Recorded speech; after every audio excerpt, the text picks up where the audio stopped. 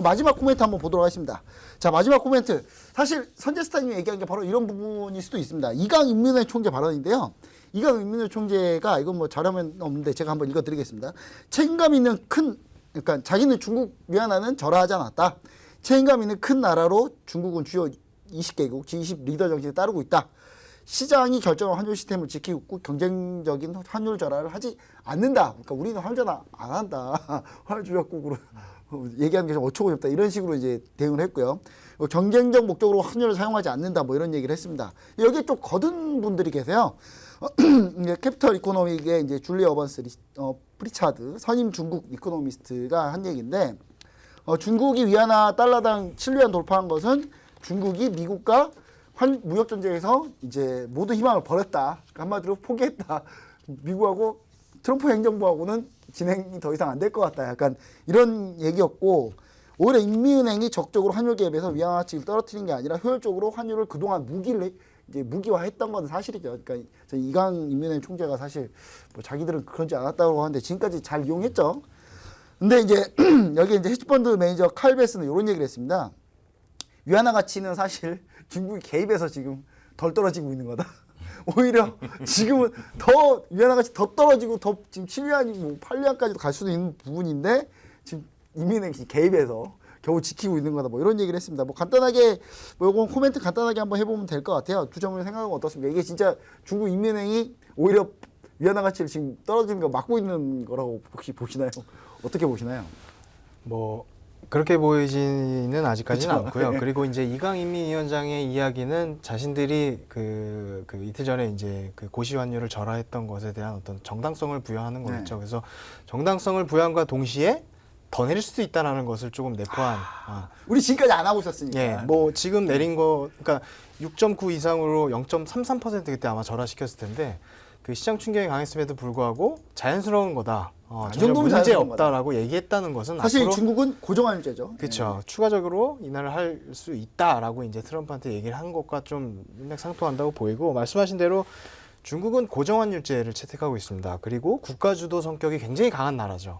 그래서 재정적으로는 위안화를 통해서 어떤 미국의 관세에 대한 대응을 할 것으로 보이고요. 그다음에 정책적으로는 트럼프의 재선, 즉 지지율을 계속 하락시키는 그런 노선을 탈 가능성이 죄송하지 보입니다. 마라. 예, 그래서 실제로 EU 정상회담 전에 이제 중국에서 이 콩하고 사준다고 하지 않았습니까? 네. 근데 안 사줬죠. 네. 그래서 거기에 이제 트럼프가 좀 열이 받아서 왜 약속을 지키지 않느냐 왈가왈가를 했었는데 실제로 미국 내 그 컨벨트 지역, 그 농산물 지역에 원래 공화당 그 트럼프의 지지죠. 지지율이 네. 높았거든요. 근데 최근에 여론조사에서 뒤집혔습니다. 힘드니까 본인들 힘드니까 이제. 민주당에 지금 밀리고 있는 상황이기 때문에 중국은 어떤 이런 그 트럼프의 가장 아킬레스건일 수 있는 그 재선에 대한 부분, 지지율에 대한 부분을 물고 늘어질 가능성이 크다.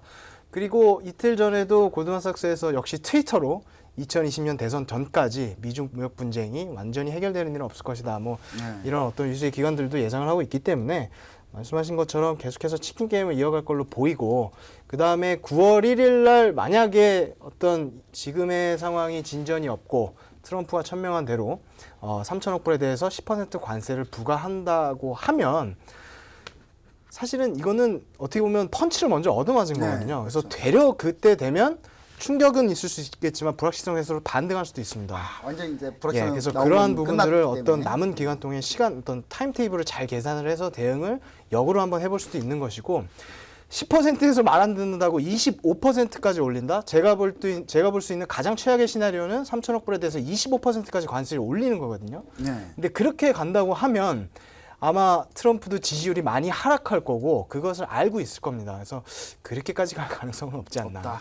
그래서 그렇게 좀 우리가 받아들여 시장을 좀 해석하고 앞으로 좀 대응을 해야 될 것 같지 않나 그런 사견입니다. 네, 알겠습니다. 뭐 사실 약간 시간이 좀 모자라가지고 선재스타님 아까 얘기한 거랑 이제 중첩돼 있긴 하니까 바로 이번 주 투자 아이디어 한번 바로 보도록 하겠습니다. 약간 시간 관계상 투자 아이디어를 빠르게 한번 들어가 볼게요.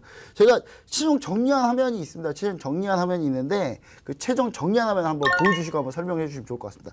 먼저 변프로님은 이번 주 주요 이벤트나 코멘트 주요 봐야 될 거 한번 이게 정리해 주신 게 있는데 요 내용하고 그 다음에 롱숏 투자 아이디어까지 한 번에 좀 얘기를 좀 해주시면 좋을 것 같네요.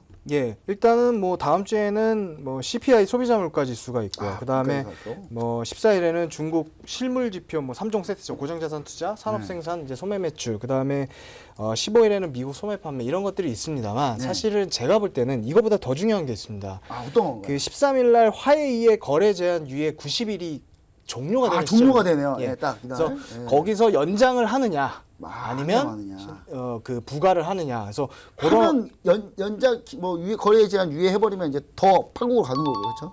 아니죠. 더 기간 유예가 아니라 바로 실행을 해버려서 그거를 통해서 어떤 트럼프라든지 어떤 이 그 수뇌부들의 어떤 속내가 좀 나타나지 않을까 싶어서 요게 좀 가장 좀 중요한 걸로 보고. 투자하신 분한테 중요하겠네요. 왜냐면 스마트폰 부품사들 만약에 그렇죠. 화웨이 만약에 때려 맞으면 바로 급등하겠죠 그날.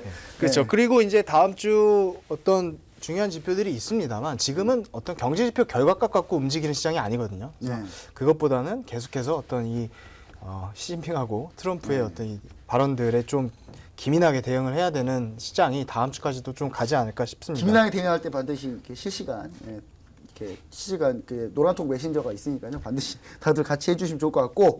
자, 그럼 우리 선제스타님이 주로 체크해봐야 될 주요 포인트 5위를 가지고 나오셨는데, 5위라고 그다음에 나스닥 포지션도 가지고 나오셨어요. 한번 이 부분 한번 설명 좀 부탁드립니다. 뭐 나스닥 같은 경우는 아까 변프로님하고 저하고 뭐 비슷한 자리를 보는 것처럼 얘네들 혼조세를 봐야 되기 때문에 오늘 뭐 반등한 아이들 뭐 7,535 지수 위부터는 쫓아간 것 좀 자제하시고 7,600 지수를 맞고 다시 되돌림 보합 혼조세를 보시는 게 좋고요. 그다음에 뭐 전반적으로 미국 이슈에도 자극을 받는 오일이지만 지금 뭐 자극적인 이슈를 기다리는 보합 구간 안에서는 아무래도 오일 한마디로 뭐 제가 뭐 객관적으로 뭐 보는 것들이죠. 이제 뭐 5일 53.60 온 다음부터 하반 경직에서 이제 다시 되돌림 보는 걸 대기하고 있기 때문에 뭐 나스닥 같은 경우 매도 치고 벌써 반등까지 이란이 뭔가 안 움직이나요? 이란이 좀 움직였으면 좋겠는데 오일 반등 나와야 되는데요. 뭐 그렇게 되면 지수가 만약에 견인해 버리면 이제 뭐 51달러를 깨는 그림이 나올 수도 있죠. 그런데 그렇게 되면 이제 악재가 하나가 더 발생되는 거죠. 아무래도 주식하신 분들한테 저희가 죄송해야 되지 않나? 그렇게 되면. 그래서 아마 그런 상황은 아직 배제하는 게 좋으실 거고 그래서 53.50대 그리고 53달러를 깨기 시작하면 하반 경제의 지속적인 반등 여력들 해서 다시 중심으로 되돌아가는 거 이렇게 다음 주는 포인트로 좀, 보시면 된다. 다른 이슈 기다리면서 그거 포인트를 좀 더 한 번 더 살펴보시는 게 좋겠다. 이렇게 알겠습니다. 그리고 선제스타님은 나스닥 7,490 지지력에 이제 7,535 롱 포지션 뭐 말씀해 주셨으니까요. 마무리가 오늘 돼버렸고요. 알겠습니다. 일단 이렇게 해서 내용 정리해봤고요. 혹시 상담 들어온 거 있는지 한번 확인을 한번 해보도록 하겠습니다.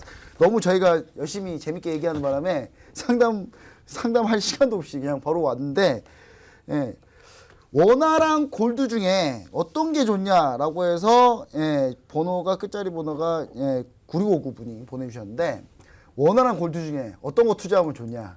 원화를 투자한다는 거는 뭐 제가 봤을 때는 방법이 제가 봤을 때 증권사 이렇게 이분이 달러 환전하신 다음에 다시 원화 환전을 언제 해야 되냐 이 타이밍 물어보시는 것 같고요. 이거 간단하게 뭐 변프로님이 간단하게 한번 말씀해 주시는 게 좋을까요? 아니면 이 둘 다가 싫으면 다른 거 지금 딱 포인트로 봤을 때 하실 원화를 지금 사야 된다는 말인가요? 아니면 원화를 달러를 살까 사야 된다는 아니면 말인가요? 골드를 살까 이거 물어봤어요.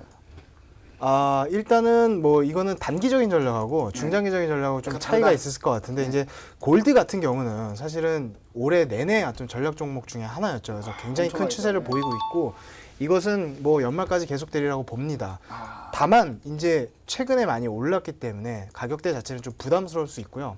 살짝 눌렸을 때나 이럴 때 좀 그렇죠. 포인트 보자. 그래서 원화는 좀 아닌 것 같아요. 너무 현재 약세인데 이분 제가 봤을 때 이분 딱 느낌이 뭐냐면 지금 달러 환전해서 매매하고 계시다가 이거 원화로 환전 쳐야 되는데 언제 하냐 이 타임인 것 같아요. 그래서 당분간 아직 달러 가지고 계시는 게 좋겠다 이런 내용을 좀 얘기 드리고요.